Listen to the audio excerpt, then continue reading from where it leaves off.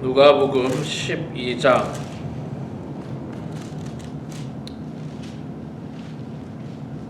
우리 12장 13절부터 34절까지만 보겠습니다. 누가복음 12장 13절에서 34절까지 말씀 볼 때에 제가 석절 읽고 우리 성도님들께서 한 절 읽고 교독하겠습니다. 누가복음 12장 13절 읽겠습니다. 무리 중에 한 사람이 이르되 선생님 내 형을 명하여 유산을 나와 나누게 하소서 하니 이르시되 이 사람아 누가 나를 너희의 재판장이나 물건 나누는 자로 세웠느냐 하시고 그들에게 이르시되 삼가 모든 탐심을 물리치라. 사람의 생명이 그 소유에 넉넉한 데 있지 아니하니라 하시고 또 비유로 그들에게 말하여 이르시되 한 부자가 그 발에 소출이 풍성하며 심중에 생각하여 이르기를 내가 곡식 쌓아 둘 곳이 없으니 어찌할까 하고 또 이르되 내가 이렇게 하리라. 내 곡간을 헐고 더 크게 짓고 내 모든 곡식과 물건을 거기 쌓아 두리라.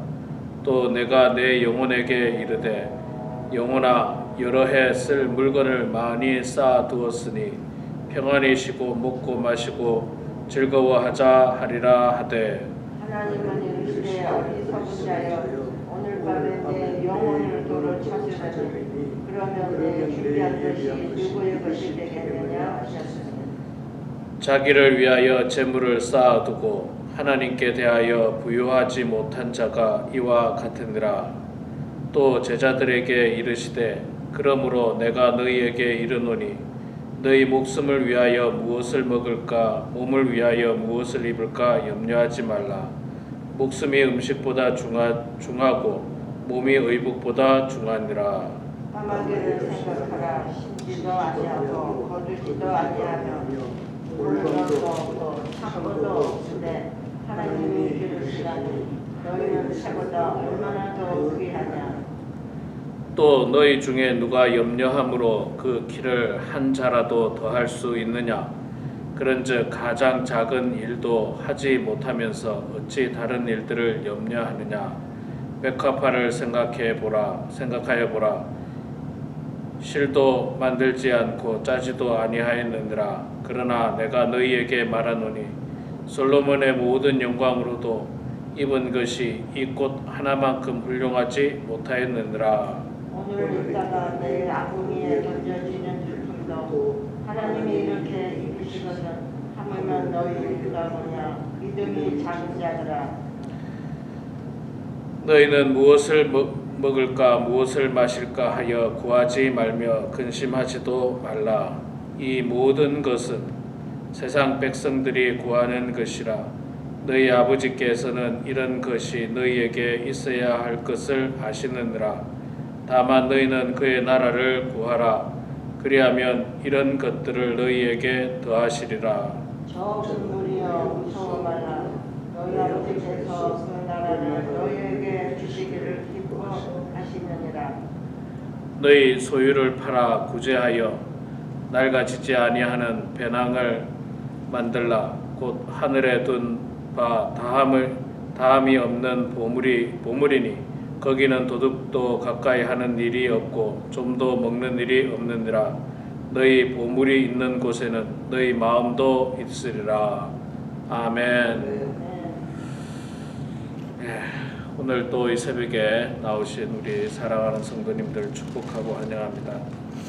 누가복음 12장의 말씀도 다양한 내용이 나옵니다. 굉장히 길죠. 50 몇 장까지 몇 절까지 59절까지 있는데 굉장히 긴 내용인데 오늘은 우리가 한 부자의 비유, 재물에 관한 그런 이야기를 예수님께서 하는 장면을 우리가 같이 좀 읽었습니다.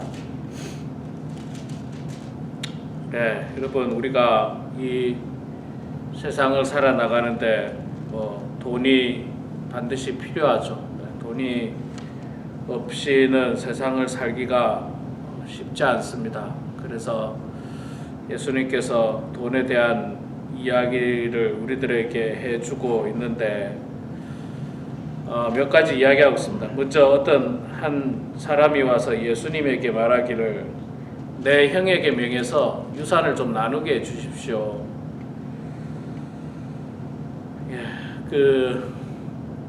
그때도 말씀드렸습니다만 아마도 이 당시에도 그 이스라엘의 문화와 풍습은 아버지가 죽으면 유산이 주로 장남에게 갑니다.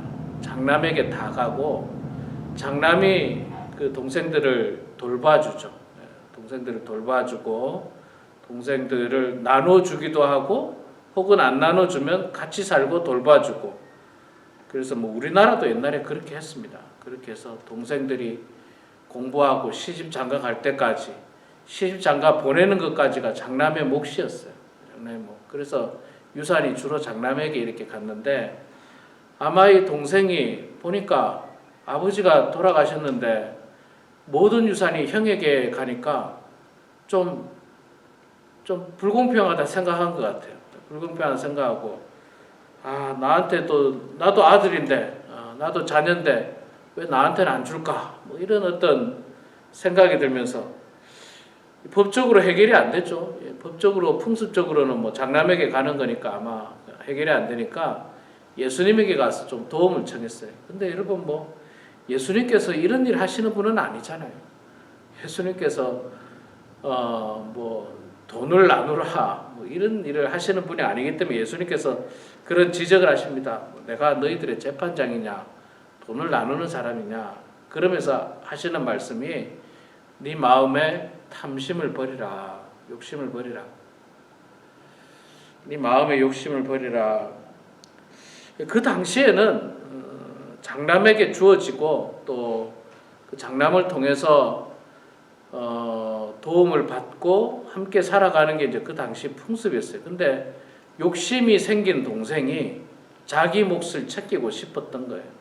자기 몫을 챙기고 싶어서 아마 이러는데 이 욕심을 버리라 이야기하시면서 예수님께서 15절에 삼가 모든 탐심을 물리치라 사람의 생명이 그 소유에 넉넉한 데 있지 아니하느니라. 뭐 말씀이 맞는 말씀이죠.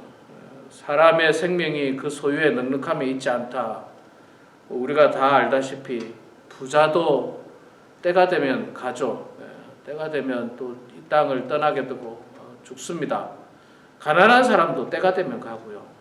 이건 뭐 소유의 넉넉함에 있는 게 아니라 하나님의 손에 달려 있는 거죠. 생명은. 근데 이제 우리는 그 지나친 욕심과 물질에 대한 어떤 탐욕들이 가득한 사람들이 많습니다. 많은 사람들이 그렇게 생각을 합니다. 그래서 이제 또 다른 이제 비유를 말씀하시는데 어떤 사람이 그 밭에 소출이 풍성해졌습니다. 그래서 생각하기를 이 풍성해진 이 소출을 어떻게 할까? 지금 있는 창고가 좀 작을 텐데 지금 창고를 다 부수고 더 크게 창고를 지을까? 그렇게 생각을 하고 있습니다. 그렇게 뭐 계획을 하고 있습니다. 어디다 쌓아둘까? 지금이야 뭐 돈으로 뭐 은행에다 넣기도 하고 뭐 이렇게 할 수 있습니다만 옛날에는 이제 곡식이 이렇게 많아지니까 소출이 많아지니까 이걸 보관하기가 쉽지 않았겠죠. 작은 창고는 뭐 아마도 어려웠던 것 같습니다. 그래서 큰 창고를 지을까 그렇게 생각을 하고 있는데 이런 사람들의 생각은요. 이제 뭐냐면 이렇게 많은 소출을 주신 하나님에 대한 감사가 여기에 전혀 없고요. 그 다음에 하나님이 이렇게 풍성하게 주신 것을 사람들과 좀 나누어야 되겠다는 생각도 전혀 없습니다. 전혀 없고 그냥 내가 어떻게 하면 더 많이 가질까에 대한 생각만 가득해요. 감사도 없고 나눔도 없습니다. 감사와 나눔이 없어요. 그리고 이 곡간을 헐어서 더 크게 짓자. 그리고 뭐 내 영혼에게 이르되 내 영혼아 여러 해 동안 여러 해 쓸 물건을 많이 쌓아두었으니 평안히 쉬고 먹고 마시고 즐거워하자 하리라 하되 내가 많이 쌓아두고 많이 이렇게 해서 내가 영원토록 잘 먹고 잘 살아야지 그렇게 이제 생각을 한다는 거예요. 그러나 예수님께서 비유로 말씀하시기를 야 내일 하나님께서 네 영혼을 취해가면 그거 누구 거느냐 이렇게 묻습니다. 그러니까 여기서 이제 말씀하시는 건 그거예요. 그 두 가지예요. 그 소출이 많아진 것에 대한 감사가 너무 전혀 없다는 거예요. 하나님께 대한 감사가 없고 또 그 소출을 많아진 소출을 나누려고 하는 생각이 또 전혀 없습니다. 그것을 예수님께서는 굉장히 안타깝게 생각을 하고 계십니다. 사실 우리가 아무리 사실 이 재물을 많이 쌓아도요, 정말 내일 하나님께서 나를 부르시면 그 쌓은 재물이 내게 됩니까? 내 것도 안 되고 우리는 뭐 다 알다시피 빈손으로 가는 거죠. 빈손으로 갑니다. 뭐 뭘 들고 갈 수도 없고 뭐 하나님께서 부르시면 다 끝나는 거예요. 그러니까 말하자면 이 땅에서 하나님께 감사하면서 또 베풀고 나누면서 살라 그런 이야기를 우리들에게 하고 있습니다. 자, 그러면서 이제 예수님께서 돈에 대한 이야기를 좀 더 하고 계세요. 그건 뭐냐면 많은 사람들이 돈 걱정을 많이 합니다. 누구나 다. 지금도 그렇고 옛날에도 그렇고 아마 앞으로도 그럴 거예요. 어떻게 하면 돈을 많이 벌까? 어떻게 하면 돈 걱정, 염려, 근심. 어저께인가 제가 뉴스를 잠깐 보니까 한국에 또 비극적인 일이 있었던데 가난한 그 세 모녀가 형편이 굉장히 가난한가 봐요. 또 자신들의 처지를 비관해서 이 세 명이 다 자살했다는 그런 뉴스를 봤는데 참 비극이죠. 사실 이런 거는 진짜 비극이에요. 제가 알고 있기로는 대한민국에서도 이제 나라가 좀 많이 부강해져서 그런 어떤 복지 사각지대가 없도록 정부에서 많이 들여다보고 그렇게 어려운 사람이 있으면 정부에서 많이 도와주는 걸로 알고 있습니다. 그런데 이제 그런 도움에 연결이 안 된 사람들이죠. 그런 도움에 연결이 안 되고 그런 사람들을 정부에서 찾아내지 못하고 미국도 제가 알고 있기는 마찬가지예요. 미국도 어떻게 하든지 사람들을 먹여 살리려고 하지 나라에서 굶어 죽도록 놔두지는 않습니다. 그냥 자신이 도움을 안 받으려고 해서 그렇지 나라에서는 아마 도와주는 걸로 알고 있습니다. 자, 그렇게 우리가 훌륭하고 좋은 나라에 살고 있는데도 불구하고 사실 대부분의 많은 사람들이 돈 때문에 염려, 근심, 걱정하는데 예수님께서는 비유를 통해서 말씀하시기를 너무 염려하지 마라. 너무 염려하지 마라. 야, 들에 있는 까마귀를 봐라. 그런 것들 보면 그들은 심지도 아니하고 농사도 안 지었는데도 하나님께서 다 먹여주신다. 다 먹여주시고 다 공급해 주신다. 그렇게 이야기하고 있습니다. 참 우리가 이 물질에 대해서 전혀 염려를 안 할 수는 없지만 그러나 또 엄청나게 염려한다고 해서 바뀌는 것도 없어요. 염려한다고 해서 염려할 시간에 차라리 부지런하게 열심히 나가서 일하는 게 좋겠죠. 부지런하게 나가서 열심히 일하는 게 좋고요. 제가 요즘도 이렇게 지나가다가 이렇게 사람 구한다는 그런 상점에 붙은 게 많잖아요. 우리 교회 바로 옆에 맥도날드가 있는데 얼마 전에 시간당 15불에 사람 구한다고 붙었더니 또 얼마 지나고 나서 16불에 구한다고 어제 보니까 17불에 구한다고 돼 있더라고요. 스타트가 이제 17불이라고. 그런 사람이 없나 봐요. 사람이 없으니까 이제 계속 붙여놓고 돈을 계속 올리고 있어요. 미국이라는 나라는 어쨌든 감사하게도요. 몸만 건강하다면 일할 곳은 참 많은 것 같아요. 그저 앉아서 염려하지 말고 나가서 일하면 되는 거예요. 부지런하게. 염려한다고 해서 변하는 건 없어요. 염려한다고 해서. 하나님께서 다 먹여주신다. 채워주신다. 그리고 심지어는 미국이라고 하는 나라, 대한민국이라는 나라는요. 정말 몸에 어떤 불편함을 가지고 있어서 전혀 어떤 노동력이 없어도 나라에서 최소한으로는 아마 이렇게 도움을 주고 있습니다. 특히 미국이라는 나라는 더욱더 그렇습니다. 그러니까 우리가 이게 돈에 대해서 막 너무 돈에 매달려 있고 그렇게 살다 보면 이 돈의 염려가 너무 지나치다 보면 돈의 노예가 되는 거죠. 돈에 끌려다는 거죠.